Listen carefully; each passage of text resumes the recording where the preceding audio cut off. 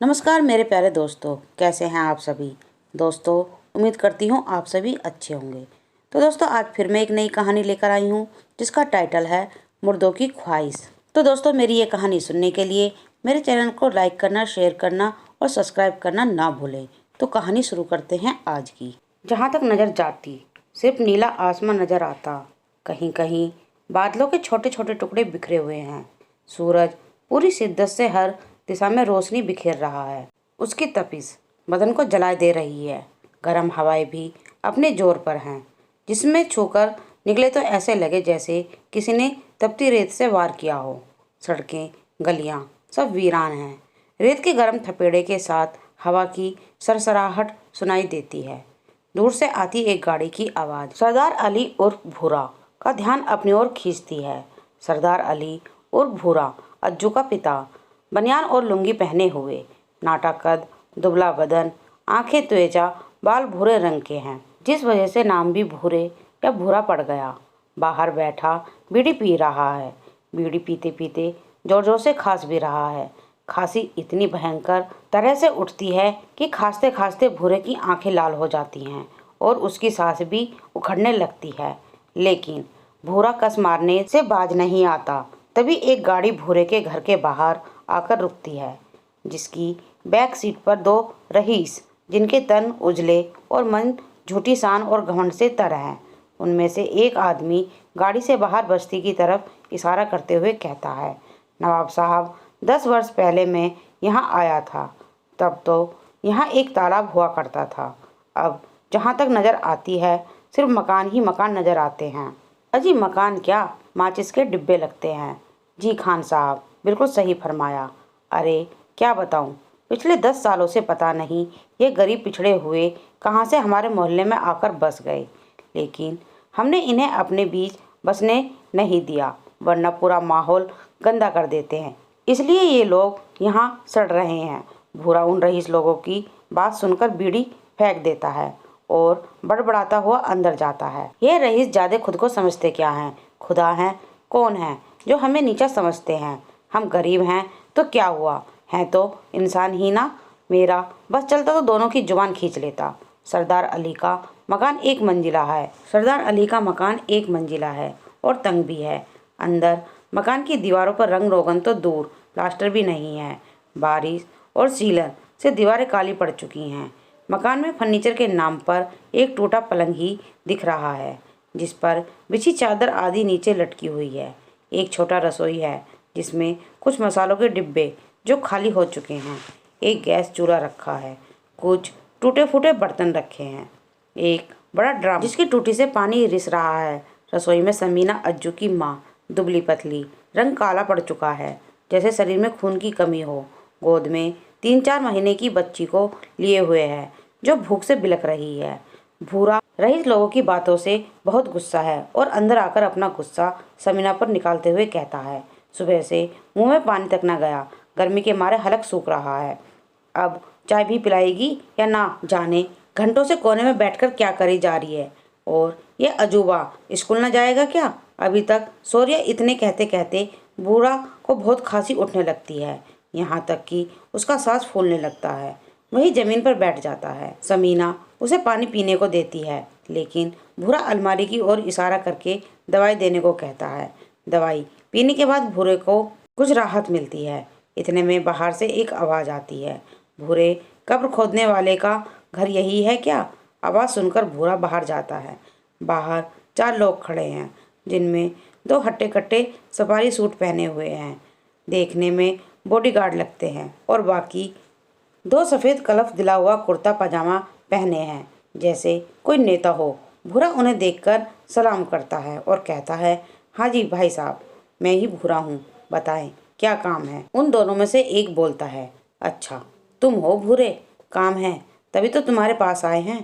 फला पार्टी के बड़े नेता जी का इंतकाल हो गया है, उन्हीं की कब्र खुदवानी है। भूरे उनकी बात सुनकर शोक व्यक्त करता है और उनकी गाड़ी में बैठ साथ चल देता है। रास्ते में एक आदमी कहता है, देख भूरे, कब्र बहुत अच्छी खोदना, क्या है ना, नेताजी के दफन में बाहर से बड़े बड़े लोग आएंगे, कोई कमी नहीं होनी चाहिए और कब्र एकदम पक्की होनी चाहिए। पत्थर वत्थर बढ़िया वाला लगाना, पैसे की बिल्कुल फिक्र मत करना। भूरा उनकी हाँ में हाँ मिला देता है। कुछ ही मिनटों के सफ़र के बाद नेताजी की पुश्तैनी कब्रिस्तान आ जाता है। भूरा और चारों लोग अंदर जाते हैं। उनमें से एक आदमी बताता है, देख भूरा, ये नेताजी के दादा दादी की कब्र है और वो दोनों उनके अम्मा अब्बा की है। बस इसी के बीच में नेताजी की कब्र खोद दे। हम लोग 2-3 घंटे बाद आते हैं। ये सेरा का बॉडीगार्ड यहीं है। जो भी सामान मंगाना हो इसे बोल देना। इतना कहकर तीनों चले जाते हैं। बॉडीगार्ड, सेरा और भूरा कब्रिस्तान में रह जाते हैं। भूरा कब्र खोदनी शुरू करता है।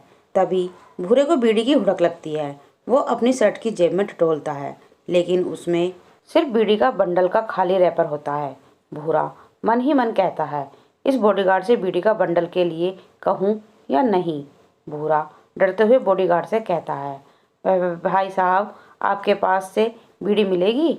बॉडीगार्ड भूरे को भारी आवाज़ में घूरते हुए कहता है, नहीं। भूरे उसकी बात सुनकर मौन हो जाता है। दूसरे पल बॉडीगार्ड कहता है, सिगरेट पीता है तू? पिएगा? सिगरेट पी ले। और भूरे की तरफ सिगरेट फेंकता है। भूरे ने कभी सिगरेट नहीं पी थी, इसलिए थोड़ा घबराते हुए सिगरेट जलाया और जैसे ही एक कस लिया, भूरे को एक जोर का धक्का लगा और फिर वही खांसी का धोसा। खास के भूरे का बुरा हाल हो गया। बॉडीगार्ड को भी भूरे की ऐसी दशा देख दया आ गई। बॉडीगार्ड अपने पास मुलेठी रखता था, तो उस समय भी बॉडीगार्ड के बैग में मुलेठी की गोलियां पड़ी थीं। उसमें तुरंत भूरे को दी, जिसे चबाकर भूरे की स्थिति सामान्य हुई। भूरे ने बॉडीगार्ड का धन्यवाद किया और फिर से कब्र खोदने में लग गया। कुछ देर यूं ही काम करने के बाद भूरा बॉडीगार्ड से पूछता है, गार्ड साहब, एक बात तो बताओ, यह नेताजी अपने अब्बा से बड़ा प्यार करते होंगे, तभी तो उनकी बगल में कब्र बन रही है। बॉडीगार्ड भूरे की बात सुन मुस्कुराने लगता है। भूरे को बड़ा अजीब लगता है। वो फिर कहता है, गार्ड साहब, मैंने कुछ गलत पूछ लिया क्या? उस पर बॉडीगार्ड कहता है, नहीं भाई, मुझे तो इस बात पर हंसी आ रही है कि जो बेटा जीते जी कभी बाप की कब्र पर नहीं आया, आज मरने के बाद उसी बाप की बगल में लेटेगा। क्या बताऊं, भूरे ये नेता एक नंबर का मक्कार धोखेबाज आदमी था। जब इसका बाप जिंदा था तो कभी अपने बाप को इज्जत ना दी। देखो, आज ये भी मर गया। यदि कर्म अच्छे होंगे तो मरने के बाद भी आपको याद किया जाएगा, और कर्म बुरे होंगे तो जीते जी आपके मरने की दुआ की जाएगी। और ये नेता उन्हीं लोगों में से एक था। इसने न जाने कितने गरीबों की जमीन हड़प ली, कितने लोगों का पैसा खा गया। इसकी कब्र में कीड़े पड़ेंगे, देख लेना। इतना कहकर बॉडीगार्ड भावुक हो जाता है। कैसी दुनिया है, इस नेता की कब्र इतनी आलीशान बन रही है, लेकिन इसके अमालो कर्मों का क्या? इसकी सजा तो इसे कब्र में मिलेगी। दूसरी तरफ अज्जू अभी भी बिस्तर पर औंधे मुँह पड़ा है। समीना अज्जू को आवाज़ देकर उठाती है, अरे अजवा, उठ भी जा, अब स्कूल ना जाना क्या? स्कूल के नाम से अज्जू आँख मलता हुआ घबरा कर उठता है। अज्जू रंग गोरा, देखने में हष्ट-पुष्ट, आंखें भूरी, अपने पिता जैसी, लेकिन बाल काले, तीव्र बुद्धि, पढ़ाई में कुशल, और घंटे की तरफ नज़र दौड़ाता है। दूसरे ही पल कैलेंडर में कुछ तलाशता है, फिर निश्चित होकर कहता है, अम्मा, आज स्कूल देर से जाना है, 10 बजे के बाद। अभी तो 8 बजे हैं। उस पर समीना अचंभित होकर कहती है, क्यों रे अजबा, आज स्कूल देर से क्यों जावेगा? मैंने तेरी ड्रेस भी निकाल दी हूँ। अज्जू अम्मा को समझाते हुए कहता है, स्कूल नहीं स्कूल होता है, और मैं अजवा नहीं, अजमल शाह उर्फ अज्जू। ड्रेस नहीं, यूनिफॉर्म बोलो। अज्जू की बात सुनकर समीना मुस्कुराकर कहती है, ठीक है अज्जू बेटा, आज ये तो बता तू देर से क्यों जावेगा? अम्मा, आज हमारे स्कूल में एनुअल फंक्शन है, मतलब स्कूल में एक जलसा है जो साल में एक बार मनाया जाता है। आपको पता है, आज मैं एनुअल फंक्शन में स्पीच दूंगा, वो भी importance of education in backward area के ऊपर, यानी हमारे जैसे लोगों के लिए तालीम कितनी ज़रूरी है। समीना अपने बेटे को देख बहुत खुश होती है और मन ही मन प्रार्थना करती है कि वो जीवन में खूब तरक्की करे। अज्जू तैयार होकर स्कूल चला जाता है। लगभग 2 घंटे से अज्जू अपनी बारी की प्रतीक्षा कर रहा होता है। जैसे ही अज्जू का नाम अनाउंस होता है, तभी अज्जू का पड़ोसी मुन्ना घबराकर अज्जू के पास आता है, उसे घर चलने को कहता है। अज्जू उससे कहता है, मेरी स्पीच का नंबर आ गया है, स्पीच पूरी कर लूँ फिर चलूँगा। लेकिन मुन्ना उसे ज़बरदस्ती घर ले जाता है। घर पहुँचने पर अज्जू को घर के बाहर बहुत भीड़ दिखाई देती है, जिसे देखकर अज्जू घबरा जाता है। दोस्तों, मेरी इस कहानी का पार्ट 1 यहीं समाप्त होता है।